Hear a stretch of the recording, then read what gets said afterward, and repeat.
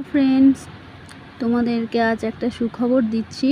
সেটা হচ্ছে আমাদের গ্রামে আগামীকাল 14ই বৈশাখ থেকে হরিনাম নাম সংকীর্তন শুরু হতে চলেছে।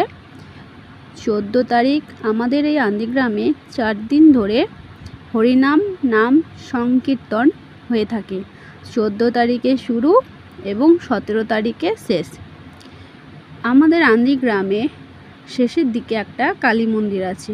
সেই কালী মন্দিরেই এই অনুষ্ঠানটি হয়ে থাকে।